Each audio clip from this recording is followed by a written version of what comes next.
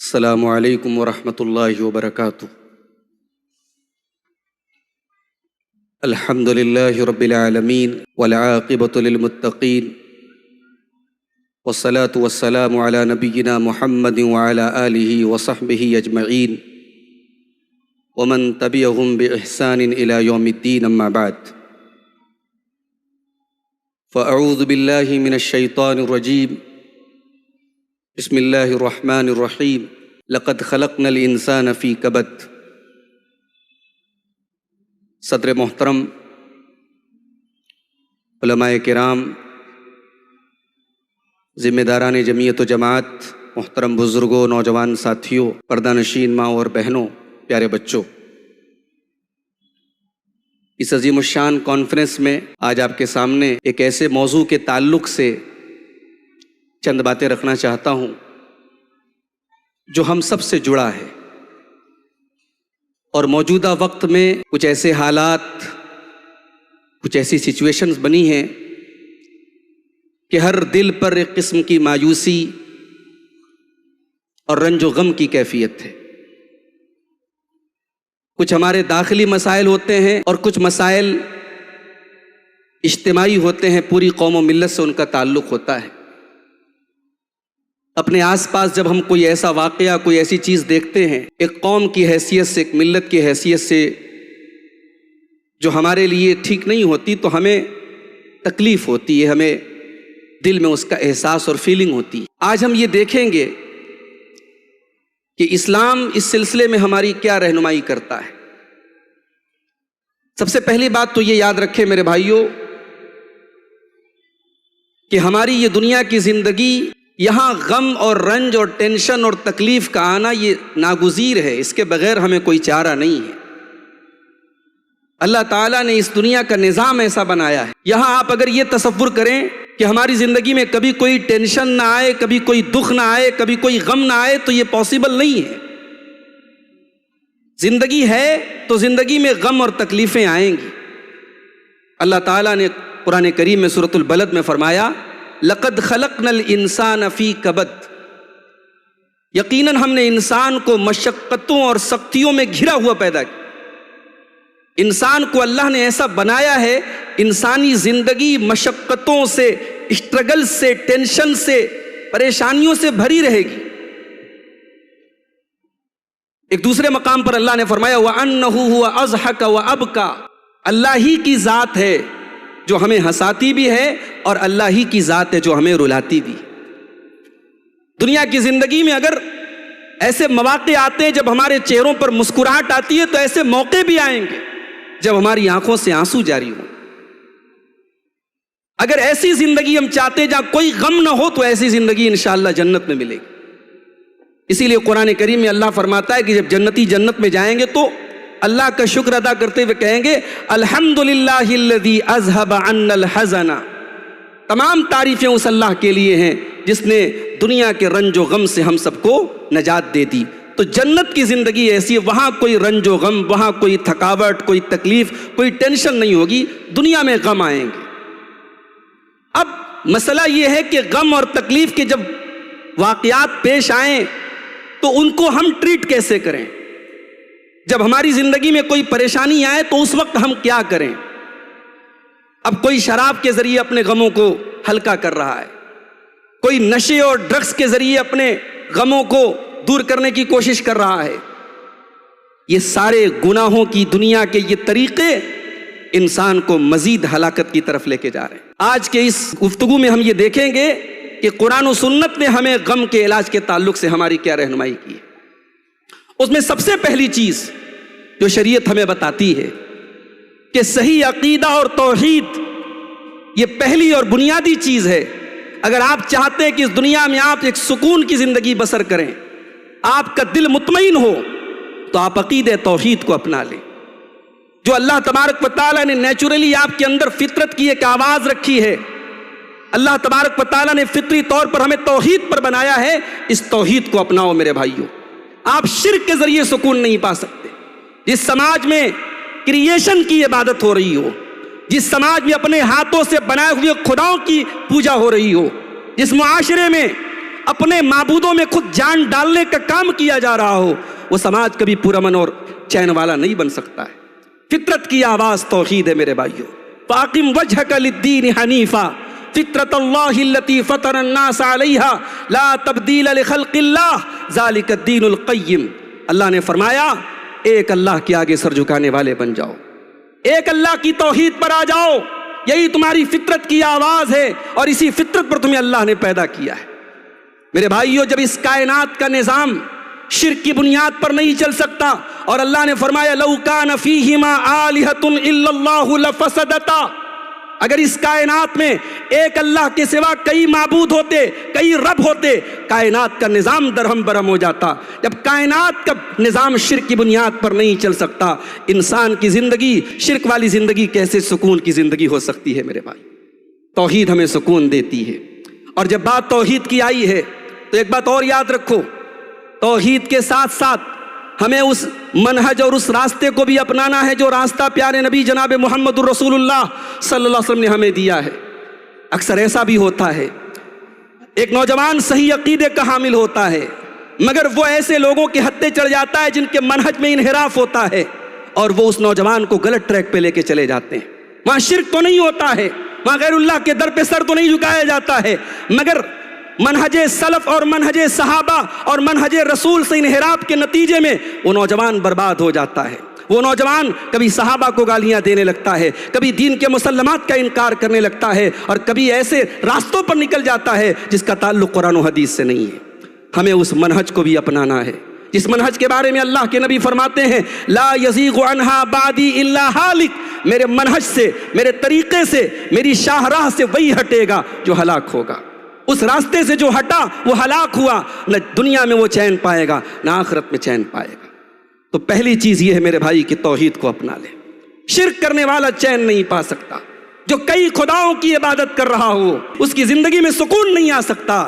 سکون تو اس مومن کی زندگی میں آتا ہے جو ایک واحد ایک اللہ کے در پہ سر جھکانے والا، اپنی ہر مشکل میں اس سے لو لگانے والا ہوتا ہے۔ اسی لیے اللہ نے قرآن میں فرمایا الذین آمنوا ولم یلبسوا ایمانہم بظلم اولئک لہم الامن وہم مہتدون، جو ایمان لائے اور اپنے ایمان کے ساتھ انہوں نے شرک کو نہیں ملایا، ان کے ایمان میں ذرہ برابر شرک کی آمیزش نہیں تھی، وہی امن والے ہیں، وہی چین والے ہیں، وہی نجات والے ہیں۔ دنیا میں بھی وہی نجات پائیں گے اور آخرت میں بھی وہی نجات پائیں گے۔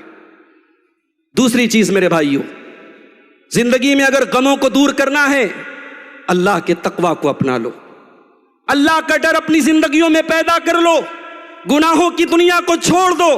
میری مائیں بہنیں بھی آئی ہیں، میں ان سے بھی کہنا چاہتا ہوں، آپ ممبئی جیسے بڑے میٹرو سٹی اور ایک بڑے شہر کے آپ رہنے والے ہیں، بہت ساری چیزیں جو دوسرے شہروں میں بہت مشکل مانی جاتی ہیں ایک بڑے شہر میں عام ہوتی ہیں۔ ایک ایسے ماحول میں، ایک ایسے شہر میں ہمیں اور آپ کو یہ نقطہ یاد رکھنا چاہیے کہ گناہوں کی زندگی، نافرمانی کی زندگی وہ کبھی آپ کو چین اور سکون نہیں دے سکتی۔ تقوی کی زندگی اپناؤ، اپنے دامن کو گناہوں سے بچانے کی کوشش کرو۔ میرا رب قرآن میں کہتا ہے وَمَن يَتَّقِ اللَّهَ يَجْعَل لَّهُ مِنْ أَمْرِهِ يُسْرًا، کہ جو اللہ سے ڈرے گا اللہ ضرور اس کے لیے کوئی نہ کوئی آسانی کا راستہ نکالے گا۔ اللہ دوسرے مقام پر فرماتا ہے وَمَن يَتَّقِ اللَّهَ يَجْعَل لَّهُ مَخْرَجًا وَيَرْزُقْهُ مِنْ حَيْثُ لَا يَحْتَسِبُ، جو اللہ سے ڈرے گا، جو اللہ کا تقوی اختیار کرے گا، اللہ ہر مشکل میں اس کے لیے کوئی نہ کوئی راستہ نکالے گا، اور اللہ اس کو ایسی جگہ سے رزق دے گا وہ سوچ بھی نہیں سکتا ہے۔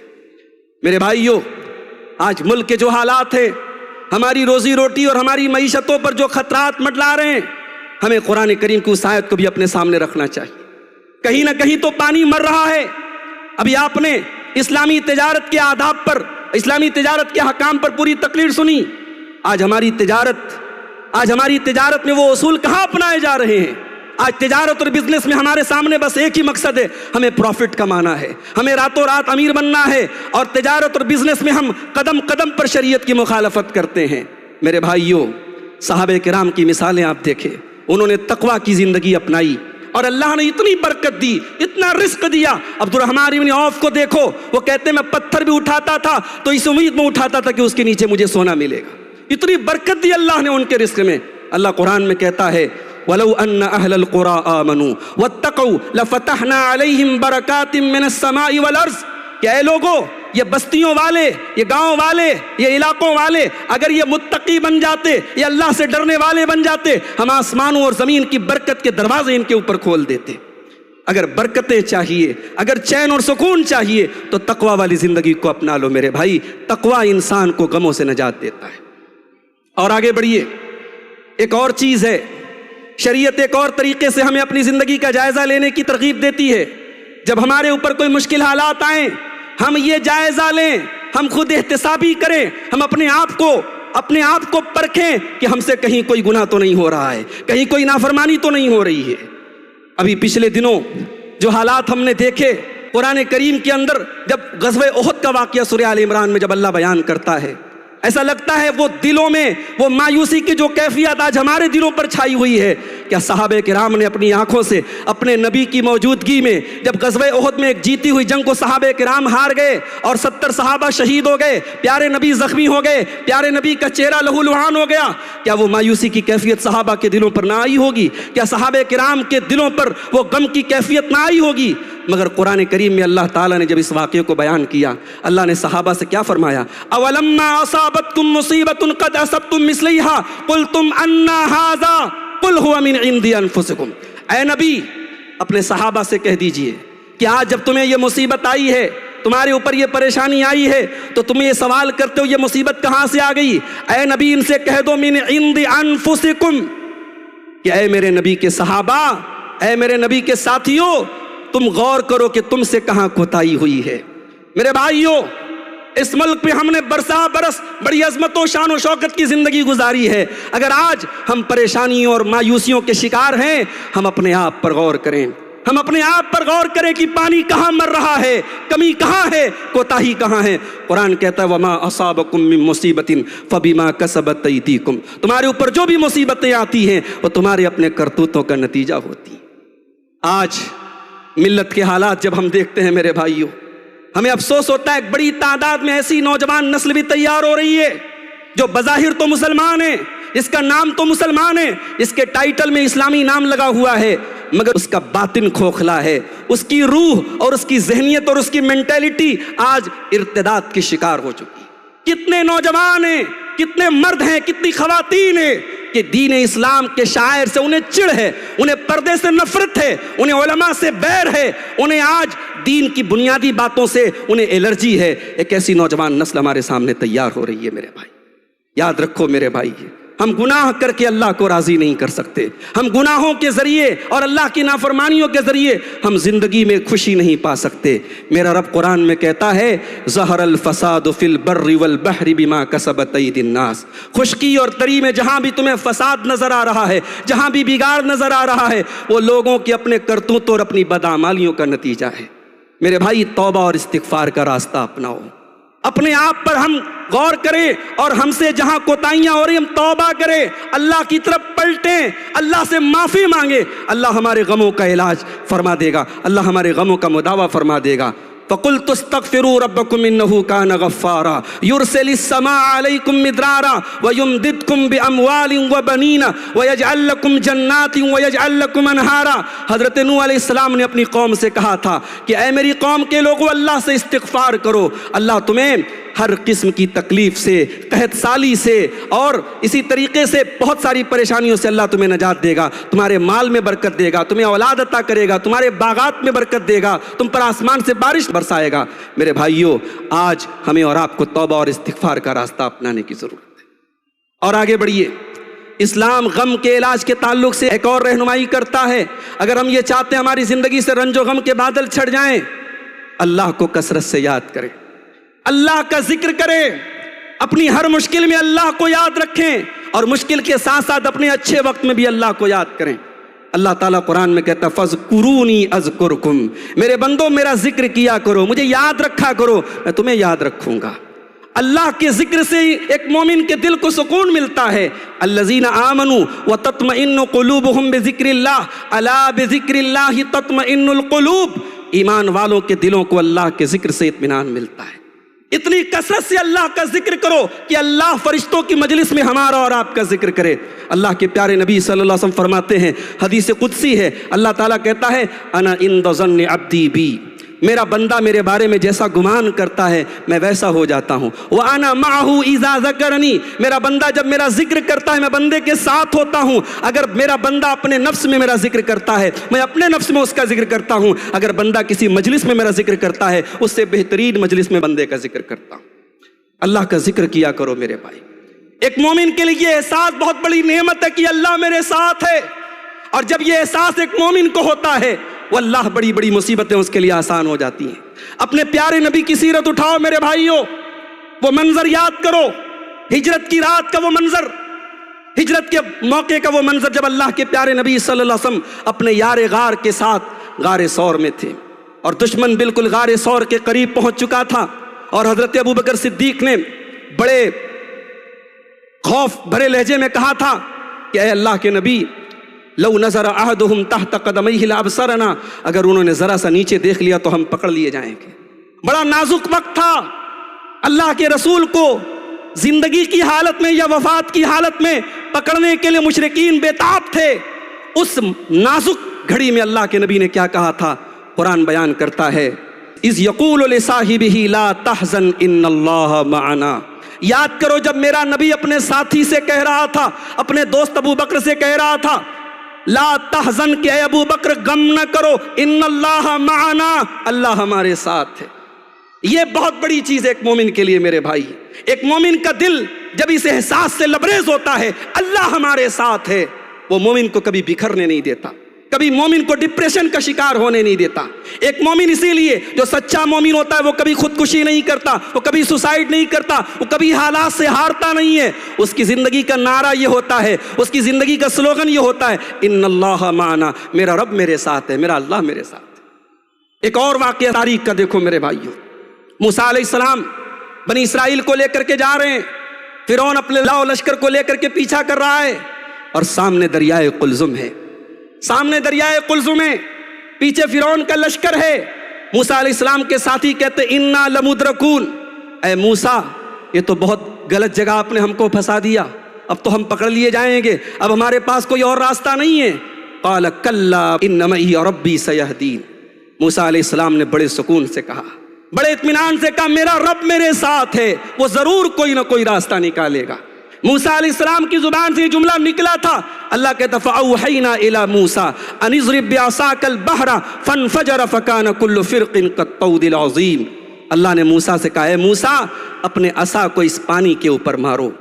دریا کے پانی پر موسیٰ نے اپنے عصا کو مارا۔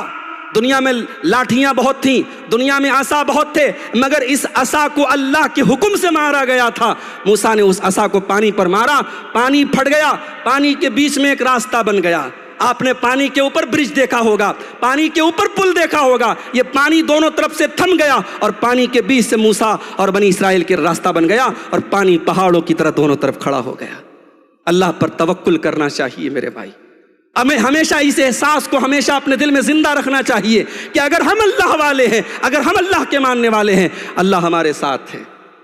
حضرت یونس علیہ السلام کو دیکھو میرے بھائی، حضرت یونس علیہ السلام مچھلی کے پیٹ میں، ایک ایسی جگہ جہاں کوئی فریاد نہیں سن سکتا، جہاں دنیا کا کوئی نیٹ ورک، کسی نیٹ ورک کی کوریج نہیں ہے، جہاں دنیا کا کمیونیکیشن کا کوئی راستہ نہیں ہے۔ وَظَنُّونَ إِذْ ذَهَبَ مُغَاضِبًا فَظَنَّ أَن لَّن نَّقْدِرَ عَلَيْهِ فَنَادَىٰ فِي الظُّلُمَاتِ أَن لَّا إِلَٰهَ إِلَّا أَنتَ سُبْحَانَكَ إِنِّي كُنتُ مِنَ الظَّالِمِينَ۔ یاد کرو مچھلی والے نبی کو، جب انہوں نے تاریکیوں میں پکارا تھا، رات کا اندھیرا تھا، مچھلی کے پیٹ کا اندھیرا تھا، سمندر کے پانی کا اندھیرا تھا، تین اندھیروں میں اپنے رب کو پکارا تھا، کہا تھا پروردگار تیرے سوا میرا کوئی سہارا نہیں ہے، تو پاک ہے میں ظالم ہوں۔ اللہ کہتا فاستجبنا له ونجيناه من الغم وكذلك ننجي المؤمنين، ہم نے حضرت یونس کو نجات دی، ان کو غم سے بچا لیا، ہم اسی طریقے سے اہل ایمان کو بھی بچا لیتے ہیں۔ تو اللہ کو یاد کرنے والے بن جائیں میرے بھائی۔ ایک اور چیز اسلام ہمیں بتاتا ہے، اگر غم سے بچنا ہے ایمان اور نیک عمل کی زندگی اپنا لو، ایمان والے بن جاؤ اور نیک عمل کرنے والے بن جاؤ۔ من عمل صالحا من ذکر او انثى وهو مؤمن فلنحيينه حیاتا طیبہ ولنجزینهم اجرهم باحسن ما كانوا يعملون۔ اللہ کہہ رہا ہے کہ جو بھی مرد یا عورت یہاں عورت کا نام الگ سے اللہ نے لیا، عورت کا لفظ الگ سے ذکر کیا تاکہ عورتوں تک بھی یہ پیغام چلا جائے کہ ایمان اور نیک عمل کی زندگی تمہیں بھی دنیا میں سکون دے گی۔ کہا جو بھی مرد و عورت ایمان والی زندگی گزارے گا، نیک عمل والی زندگی گزارے گا، فَلَنُحْيِيَنَّهُ حَيَاةً طَيِّبَةً، اسے دنیا میں ایک پاکیزہ زندگی عطا فرمائے گی۔ میرے بھائیوں، بڑے بڑے سیلیبریٹیز کو دیکھ لیجئے، بالی ووڈ کے بڑے بڑے اداکاروں اور اداکاراؤں کو دیکھ لیجئے، جن کی زندگی میں پیسے کی کمی نہیں، جن کی زندگی میں شہرت کی کمی نہیں، جن کی زندگیوں میں گلیمر کی کمی نہیں، مگر 20 برس کے بعد اس الزام پر شادیاں ٹوٹتی ہیں کہ شوہر بیوی کے ساتھ وفادار نہیں، بیوی شوہر کے ساتھ وفادار نہیں۔ وہاں دولت ہے، وہاں شہرت ہے، وہاں سب کچھ ہے، لیکن نہیں ہے تو ایمان نہیں ہے، نہیں ہے تو عمل صالح نہیں ہے، نہیں ہے تو دینداری نہیں ہے۔ میرے بھائی، ایمان اور عمل صالح کی زندگی آپ کو دنیا میں بھی چین عطا فرمائے گی، یہ رب کی گارنٹی ہے، یہ اللہ کی گارنٹی ہے۔ اللہ کہہ رہا ہے کہ فَلَنُحْيِيَنَّهُ حَيَاةً طَيِّبَةً، ہم اسے دنیا میں ایک پاکیزہ زندگی دیں گے اور آخرت میں بھی بہترین بدلہ عطا فرمائیں گے۔ اور آگے بڑھیے، ایک مومن کو یہ پتا ہوتا ہے زندگی میں اگر ایک کانٹا بھی چبھے گا، اور میں مومن ہوں، میں ایمان والا ہوں، میں رب پر ایمان رکھتا ہوں، اس کانٹے کی چبھن کی جو تکلیف مجھے ہوئی ہے اس پر مجھے اللہ کے اجر و ثواب ملے گا، اس پر بھی میرے کچھ گناہوں کا کفارہ وہ تکلیف بن جائے گی۔ یہ احساس بھی ہمارے غموں کو دور کرتا ہے۔ اللہ کے پیارے نبی صلی اللہ علیہ وسلم فرماتے ہیں، صحیح بخاری اور صحیح مسلم کی روایت ہے، ما یصیب المسلم من نصب ولا وصب ولا ہم ولا حزن ولا اذن ولا غم حتى الشوکۃ یشاقها الا کفر اللہ بها خطاياها۔ مومن کو جو بھی تکلیف پہنچتی ہے، مومن کو جو بھی غم پہنچتا ہے، حتیٰ کہ کانٹا بھی اگر مومن کو چبھتا ہے وہ اس کے گناہوں کا کفارہ بنتا ہے۔ اسی لیے اللہ کے پیارے نبی صلی اللہ علیہ وسلم فرماتے ہیں، مومن کے دونوں ہاتھ میں لڈو ہوتا ہے، مومن سکھ کے حالات میں اور مومن دکھ کے حالات میں، مومن خوشی میں اور مومن غمی میں، ہر حال میں مومن بھلائی کے ساتھ ہوتا ہے۔ ان اصابتہ سراء شکر، جب مومن کے اوپر کوئی خوشی، کوئی اچھی کوئی نعمت اس کو ملتی ہے، مومن اللہ کا شکریہ ادا کرتا ہے۔ وَإِنْ أَصَابَتْهُ ضَرَّاءُ صبر، اور مومن کے اوپر جب کوئی تکلیف آتی ہے مومن صبر سے کام لیتا ہے۔ میرے پیارے بھائیوں، اسلام رنج و غم کے علاج میں ایک اور چیز ہمیں بتاتا ہے، اور وہ یہ ہے کہ جب ہمیں زندگی میں ٹینشن آئے، جب کوئی غم آئے، تو ہم موت کو یاد کر لیا کریں۔ ہم اس وقت کو یاد کر لیں جب دنیا سے چلے جائیں گے۔ بہت غم ہے، بہت ٹینشن ہے، لیکن موت بھی تو آنی ہے نا۔ ایک دن موت آئے گی، یہ ٹینشن یہ دکھ سب ختم ہو جائیں گے۔ موت سے مومن ڈرتا نہیں ہے، مومن اپنی مصیبتوں میں موت کو یاد کر کے اپنی مصیبتوں کو ہلکا کر لیتا ہے۔ اللہ کے پیارے نبی صلی اللہ علیہ وسلم فرماتے ہیں، اکثروا ذکر ہادم اللذات، لذتوں کو توڑنے والی چیز موت کو یاد کیا کرو۔ فإنه ما من أحد ذکرہ فی ساعۃ الا ضیقہ علیہ، موت ایک ایسی چیز ہے جب آپ خوشی کے لمحات میں یاد کریں گے، جب آپ کے اوپر بہت ساری نعمتیں ہیں، کشادگی، اس وقت یاد کریں گے تو موت آپ کو بہکنے نہیں دے گی، موت آپ کی اوقات آپ کو یاد دلائے گی۔ اور جب آپ تنگی اور پریشانی میں موت کو یاد کریں گے، موت آپ کے لیے آسانی لے آئے گی۔ آپ کو لگے گا چلو یار ایک دن مر جائیں گے، یہ غم ختم ہو جائیں گے۔ موت کا احساس ایک مومن کی تکلیفوں کے احساس کو کم کر دیتا ہے۔ اسی لیے اللہ کے پیارے نبی صلی اللہ علیہ وسلم کے سامنے سے ایک جنازہ گزرا، آپ نے صحابہ سے کہا کہ مستریح و مستراح منہ، یہ جو جنازہ جا رہا ہے یا تو یہ راحت پا گیا یا راحت دے گیا۔ صحابہ نے کہا اے اللہ کے رسول، اس کا کیا مطلب ہے؟ آپ نے فرمایا العبد المومن یستریح من نصب الدنیا، جو بندہ مومن ہوتا ہے جب مرتا ہے دنیا کے غموں سے، دنیا کی ٹینشن سے نجات پا جاتا ہے، راحت پا جاتا ہے، اللہ کے یہاں چلا جاتا ہے۔ اور والعبد الفاجر یستریح منہ العباد والبلاد والشجر والدواب، اور جو بندہ فاسق و فاجر ہوتا ہے، جو نافرمان ہوتا ہے، جو گناہ گار ہوتا ہے، جب وہ مرتا ہے تو یہ بندے، یہ شہر، یہ درخت اور یہ دنیا کی چیزیں یہ راحت محسوس کرتی ہیں کہ چلو خس کم جہاں پاک، یہ دنیا سے گیا اور دنیا کو نجات مل گئی۔ تو میرے بھائی ایسا وجود اپنا بناؤ کہ جب آپ اس دنیا سے جائیں تو آپ کو دنیا سے نجات نہ ملے، دنیا کو آپ سے راحت نہ ملے، بلکہ آپ کو دنیا کے غموں سے راحت ملے۔ یہ ایک مومن کی زندگی کا ایک احساس ہوتا ہے۔ اور آگے بڑھیے، اسلام غموں کے علاج کے تعلق سے ایک اور رہنمائی ہماری کرتا ہے۔ اگر ہم رنج و غم سے بچنا چاہتے ہیں، اس مالک کے سامنے فریاد کریں، اس کے سامنے شکوہ کریں جو شکوہ دور کر سکتا ہے۔ ارے ان کے سامنے سر جھکانا اور ان کے سامنے شکوہ کرنے کا کیا فائدہ جو ہماری طرح خود محتاج ہیں۔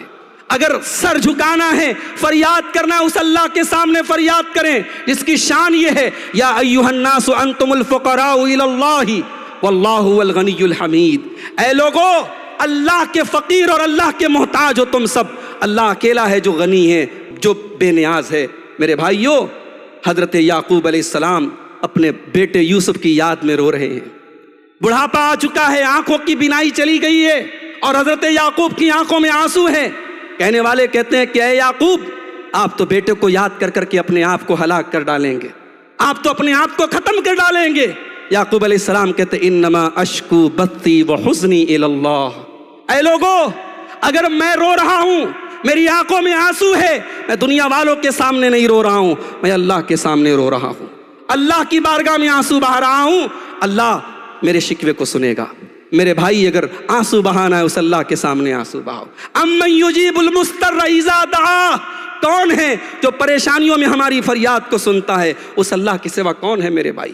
اپنے پیارے نبی کی ان دعاؤں کو یاد کر لو جو پیارے نبی صلی اللہ علیہ وسلم مصیبتوں میں پڑھا کرتے تھے۔ ایک دعا پڑھتے تھے، اللہم انی اعوذ بک من الہم والحزن والعجز والکسل والبخل والجبن وضلع الدین وغلبۃ الرجال۔ چھوٹی سی دعا ہے، چند الفاظ ہیں، مگر دریا کو کوزے میں سمیٹ دیا ہے پیارے نبی صلی اللہ علیہ وسلم نے۔ دنیا کے ہر غم اور دنیا کی ہر نگیٹو چیز سے اللہ کی پناہ مانگ لی۔ اس دعا کو یاد کر لو میرے بھائی۔ ایک اور دعا اللہ کے نبی پڑھا کرتے تھے، اللہم رحمتک ارجو فلا تکلنی الی نفسی طرفۃ عین واصلح لی شانی کلہ لا الہ الا انت۔ پروردگار، میں تیری رحمت کا امیدوار ہوں، اے اللہ میں تیری رحمت کا امیدوار ہوں، پلک جھپکنے بھر بھی میرے نفس کی طرف مجھے نہ پلٹانا، اے اللہ میرے سارے معاملات کو درست کر دینا، تیرے سوا کوئی معبود نہیں ہے۔ یہ دعا ہے پیارے نبی صلی اللہ علیہ وسلم کی۔ ایک اور دعا پڑھتے تھے، یا حی یا قیوم برحمتک استغیث۔ یہ وہ دعائیں ہیں جو پیارے نبی صلی اللہ علیہ وسلم پڑھا کرتے تھے۔ غم اور مصیبت کے لمحات میں ہم ان دعاؤں کو پڑھا کریں میرے بھائی۔ ایک مومن اللہ کی تقدیر پر ایمان رکھتا ہے۔ ایک مومن کو پتہ ہوتا ہے کہ کائنات کا پتا بھی اللہ کی مرضی اور مشیت کے بغیر نہیں ہلتا ہے۔ زندگی میں اگر غم اور تکلیف آئی ہے، یہ ہماری تقدیر کا ایک حصہ ہے۔ یہ تقدیر پر ایمان، یہ بھی ہمارے غموں کو ہلکا کر دیتا ہے۔ اسی لیے اللہ کے پیارے نبی صلی اللہ علیہ وسلم اپنے چچا زاد بھائی عبداللہ ابن عباس کو، جن کی عمر 10 یا 12 سال کی تھی، آپ کے ساتھ اونٹنی کے اوپر سوار تھے، اس 10-12 سال کے بچے کو اللہ کے پیارے نبی سکھاتے ہیں، وَعَلَمْ أَنَّ الْأُمَّةَ لَوِ اجْتَمَعُوا عَلَىٰ أَن يَنفَعُوكَ بِشَيْءٍ۔ اے میرے بچے، ساری دنیا مل کر کے اگر تجھے کوئی فائدہ پہنچانا چاہے، لا ينفعوك الا بشيء قد كتبه الله لك، تو تجھے فائدہ نہیں پہنچا سکتی سوائے اتنا جتنا اللہ نے تیری تقدیر میں لکھ دیا ہے۔ اور ساری دنیا مل کر کے تیرا کچھ بگاڑنا چاہے نہیں بگاڑ سکتی، الا ما كتبه الله عليك، سوائے اس کے جو اللہ نے تیری تقدیر میں لکھ دیا ہے۔ رفعت الاقلام وجفت الصحف، اللہ کی تقدیر کے قلم اٹھا لیے گئے اور اللہ کی تقدیر کے صحیفے سوکھ گئے۔ تقدیر لکھی جا چکی ہے، تقدیر میں تبدیلی ہونے والی نہیں ہے۔ یہ تقدیر پر ایمان کا احساس بھی ایک مومن کو بڑا سپورٹ دیتا ہے، بڑی طاقت دیتا ہے، بڑا حوصلہ دیتا ہے، اس کے رنج و غم کو دور کرتا ہے۔ میرے بھائیوں، ایک اور چیز ہے، ایک اور چیز ہے جو ہمیں غموں سے نجات دیتی ہے، اور یہ وہ چیز ہے جس کو ہم نماز کہتے ہیں۔ آج ہمارے یہاں مسجد پر بڑی باتیں ہو رہی ہیں، مسجدوں کی حفاظت کے لیے ہم بڑے پریشان ہیں، مگر یاد رکھو، مسجدوں کی آبادی، مسجدوں کو آباد کرنا ان کی شاندار تعمیر سے نہیں ہے، بلکہ مسجدیں آباد ہوتی ہیں نمازیوں سے۔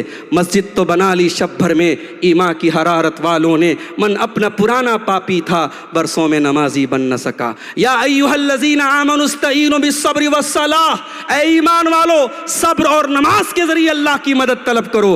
حضرت حذیفہ ابن یمان رضی اللہ تعالیٰ عنہما کہتے ہیں کہ کان النبی صلی اللہ علیہ وسلم اذا حزبہ امر صلی، جب اللہ کے پیارے نبی کے اوپر کوئی پریشانی آتی تھی، اللہ کے پیارے نبی نماز کے لیے کھڑے ہو جاتے تھے۔ میرے بھائی، نماز سے اتنا تعلق مضبوط کر لو، جب آپ ٹینشن میں ہو تو آپ کا دل پکارے مجھے مسجد میں جانا چاہیے، مجھے اللہ کے سامنے سر جھکانا چاہیے۔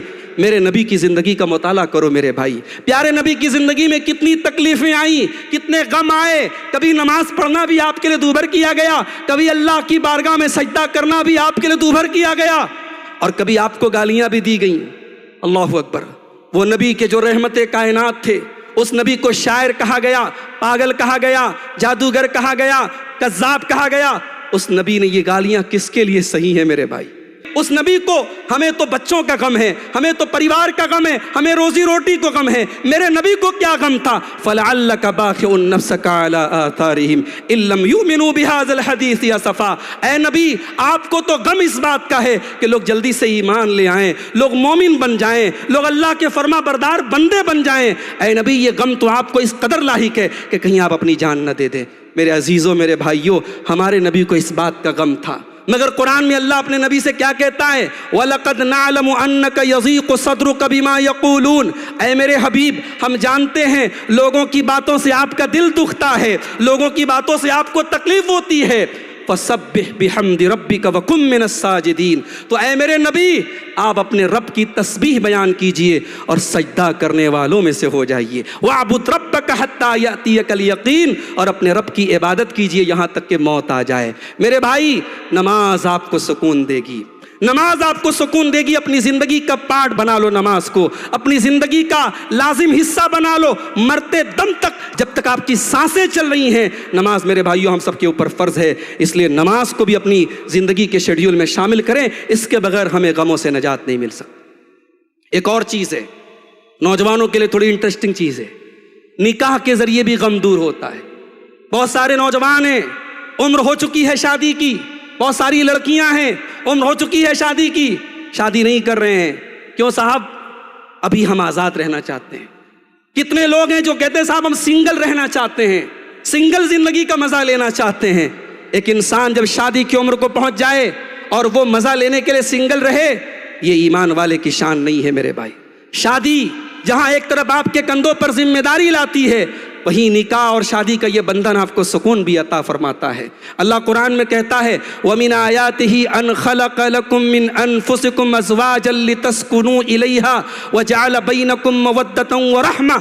اے ایمان والو، اے لوگو، اللہ کی ایک بہت بڑی نشانی یہ بھی ہے کہ اس نے تمہاری بیویوں کو بنایا، تمہارے جوڑے بنائے تاکہ تم ان سے سکون حاصل کرو۔ یہ سکون جو نکاح کے ذریعے حاصل ہوتا ہے، یاد رکھو وہ حرام رشتوں کے ذریعے کبھی حاصل نہیں ہو سکتا۔ ہم ایک ایسے دور میں زندگی گزار رہے ہیں جہاں زنا عام ہو رہا ہے۔ آج سیریلز کے ذریعے اور فلموں کے ذریعے اور ویب سیریز کے ذریعے معاشرے میں زنا کو عام کیا جا رہا ہے، اور بڑا ہلکا سے ایک لفظ استعمال کیا جاتا ہے، صاحب فلاں لڑکا تو ریلیشن شپ میں ہے، فلاں تو فلاں کے ساتھ ریلیشن شپ میں ہے۔ اللہ کی قسم، اسلام کی نظر میں وہ رشتہ ہی نہیں ہے جو حرام بنیادوں پر قائم ہو۔ اسلام مزہ لینے کے لیے اور شہوت پوری کرنے کے لیے نکاح کرنے کا حکم نہیں دیتا ہے، بلکہ جب نکاح کا حکم اللہ قرآن میں دیتا ہے، قرآن کے 5ویں پارے کے شروع میں، تو اللہ کہتا ہے محسنین غیر مصافحین۔ یہ نکاح اس لیے حکم دیا جا رہا ہے تاکہ تم اپنی بیوی کی ذمہ داری کو قبول کرو۔ تم نکاح کر رہے ہو، اس کی ذمہ داری کو قبول کرو۔ اسی لیے اسلام میں صرف شہوت پوری کرنے کے لیے نکاح نہیں ہے، بلکہ ایک دوسرے کی ذمہ داری کو پورا کرنے کا نام نکاح ہے۔ اسی لیے نکاح کا اعلان کرنے کا حکم ہے، نکاح پر ولیمہ کرنے کا حکم ہے۔ سیکرٹ طریقے سے، خفیہ طریقے سے ریلیشن شپ رکھنے کا نام نکاح نہیں ہے۔ نوجوانوں، شادی کر لو، اپنی بچیوں کی، اپنے بچوں کی صحیح وقت پر شادی کر دو۔ اس سے بھی زندگی کی بہت ساری پرابلم سالو ہو جائیں گی، بہت سارے مسئلے حل ہو جائیں گے۔ اور جب بات نکاح کی آئی ہے تو اپنی ان بہنوں سے کہنا چاہوں گا جو آلریڈی شادی شدہ ہیں، جو آلریڈی میریڈ ہیں، جو کسی کی لائف پارٹنر بن چکی ہیں، کہ جب آپ کے ذریعے شریعت نے آپ کے شوہر کا سکون بنایا ہے آپ کو، تو آپ اسے وہ سکون عطا کریں۔ بعض خواتین کو دیکھا جاتا ہے ہر جلسے میں جاتی ہیں، ہر اجتماع میں شریک ہوتی ہیں، علماء کا درس بہت غور سے سنتی ہیں، مگر شوہروں کی نافرمان ہوتی ہیں، شوہر کے حقوق ادا کرنے کے معاملے میں کوتاہی کرتی ہیں، اور ان کو یہ لگتا ہے ہم تو بہت نماز پڑھتے ہیں، بہت تہجد پڑھتے ہیں۔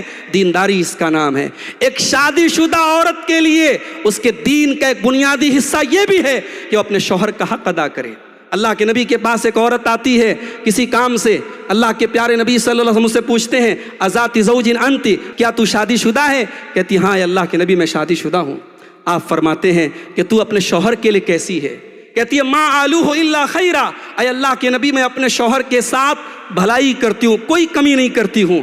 اللہ کے نبی نے فرمایا فانظری اینما انت منہ فانما هو جنتک ونارک، اے خاتون اپنے شوہر کا خیال رکھ، تیرا شوہر ہی تیری جنت ہے، تیرا شوہر ہی تیری جہنم ہے۔ میری ماں اور بہنوں، ایک مسلمان عورت شادی کے بعد اس کی زندگی کا ایک مقصد ہوتا ہے اپنے شوہر کو سکون دینا۔ اسی لیے اللہ کے نبی سے پوچھا گیا ای النساء خیر، کون سی عورت سب سے بہترین ہے؟ آپ نے فرمایا التی تسرہ اذا نظر، جب شوہر دیکھے تو خوش ہو جائے۔ معاف کرنا، آج ایکسٹرا میریٹل افیئر سماج میں بہت تیزی سے پنپ رہے ہیں، شادی شدہ لوگوں کے ناجائز تعلقات بہت تیزی سے پیدا ہو رہے ہیں۔ کہیں نہ کہیں اس کی وجوہات میں ایک وجہ یہ بھی ہے کہ شادی شدہ عورتیں اپنے شوہروں کے حقوق کا خیال نہیں کرتی ہیں، اپنے شوہروں کی جائز خواہشات کی تکمیل میں روڑا بنتی ہیں۔ یاد رکھو، شادی کا اور نکاح کا یہ بندھن زندگی کو غم سے دور کرنے کے لیے اور زندگی میں سکون لانے کے لیے پیدا ہوتا ہے۔ میرے بھائیوں، دو چیزیں اور بیان کر کے بات ختم کر رہا ہوں۔ اللہ کے پیارے نبی پر درود پڑھنا، یہ غلط فہمی بھی دور کر لی جائے کہ صاحب یہ اہل حدیث لوگ نعوذ باللہ یہ نبی پر درود نہیں پڑھتے ہیں، نبی کو نہیں مانتے ہیں، نبی کا احترام نہیں کرتے ہیں۔ واللہ ہمارے تو مسلک اور منہج کی یہ خاصیت ہے، ہم نے بڑے بڑے ائمہ اور بڑے بڑے تابعین اور یہاں تک کہ صحابہ کرام کے اقوال و افعال کو بھی اس بنیاد پر ترک کیا کہ ہمیں اس کے مقابلے میں پیارے نبی کی صحیح حدیث مل گئی۔ میرے بھائی، اہل حدیث کے اوپر اگر کوئی یہ الزام لگائے کہ صاحب یہ نبی کو نہیں مانتے، واللہ ہمارے مسلک و منہج کی بنیاد محبت رسول پر ہے، اور کیوں نہ ہو، محبت رسول کے بغیر کسی کا ایمان مکمل نہیں ہو سکتا۔ اور اسی محبت کا ایک تقاضا یہ ہے کہ پیارے نبی صلی اللہ علیہ وسلم پر کثرت سے درود پڑھا جائے۔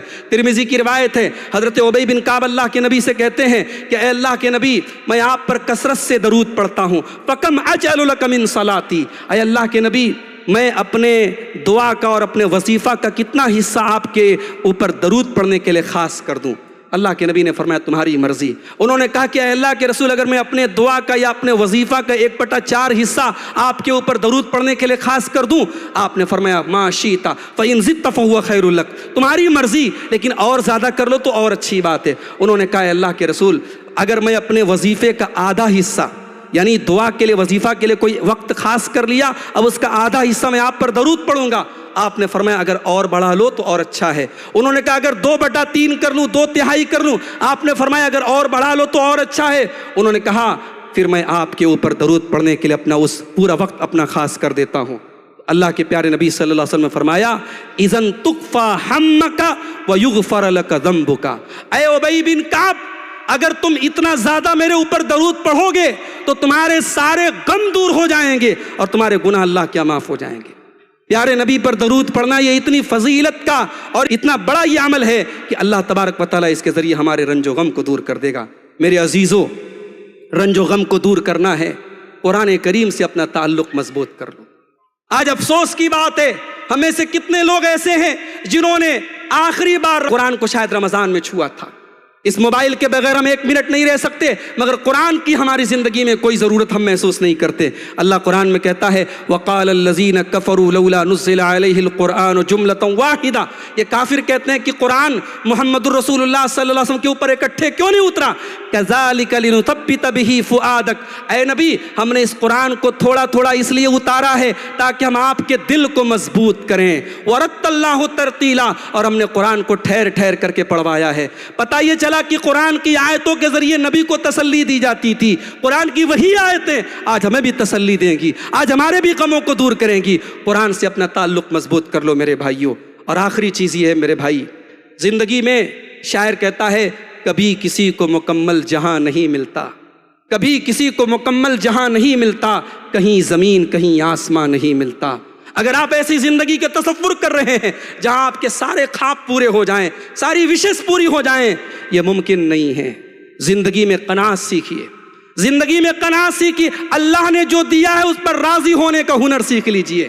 پیارے نبی صلی اللہ علیہ وسلم فرماتے ہیں لو کان لابن آدم وادیان من ذهب لابتغى ثالثا، اگر آدم کے بیٹے کے پاس سونے کے 2 پہاڑ آ جائیں تب بھی وہ تیسرے کی تمنا کرے گا۔ ولا يملأ جوف ابن آدم الا التراب، اور آدم کے بیٹے کے منہ کو اگر کوئی چیز بند کر سکتی ہے تو قبر کی مٹی بند کر سکتی ہے۔ لالچ کا گھڑا کبھی نہیں بھر سکتا میرے بھائی۔ اللہ نے اگر آپ کو بہت دولت نہیں دی ہے، بہت آپ کو دنیا کی نعمتیں نہیں ملی ہیں، صرف 3 نعمتیں اگر آپ کو ملی ہیں، اللہ کے پیارے نبی صلی اللہ علیہ وسلم فرماتے ہیں من اصبح منکم آمنا فی سربہ معافا فی جسدہ عندہ قوت یومہ فکأنما حیزت لہ الدنیا بحذافیرہا۔ 3 نعمتیں جس کو مل گئیں، 3 نعمتیں، اپنے گھر میں امن کے ساتھ ہے، بدن میں کوئی بڑی بیماری نہیں ہے اور ایک دن کا کھانا اس کے پاس ہے، اللہ کے نبی فرماتے دنیا کی ساری نعمتیں اس کو ملیں۔ اگر اپنے بیوی بچوں کے ہلکی پھلکی بیماریوں پر آپ کو تکلیف اور غم ہو لائق ہوتا ہے، اسی ممبئی کے کینسر ہاسپٹل میں جا کے دیکھو، ہندوستان کے مختلف شہروں سے اپنا گھر بار چھوڑ کے اپنے اس مریض کے پیچھے لوگ کیسے پریشان ہیں اور کیسے زندگی اور موت کی جد و جہد جاری ہے۔ میرے بھائی، اگر ہم صرف اپنے نفس پر غور کریں، اللہ نے ہمیں بہت ساری ایسی نعمتوں سے نوازا ہے جس سے دوسرے لوگ محروم ہیں، اس لیے قناعت سیکھیں۔